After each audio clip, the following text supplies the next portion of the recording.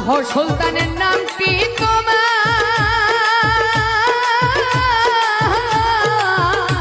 বাবাই আমি হই অধম গুনাহগার। শাহ সুলতান নামটি তোমার বাবাই আমি হই অধম গুনাহগার। কত পাপী করলাই উদ্ধার তুমি কামেল পীর,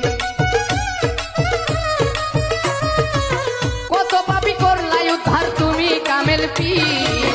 তোমারি দরবারে আমি ভিক্ষার ফকির, তোমারি দরবারে আমি ভিক্ষার ফকির।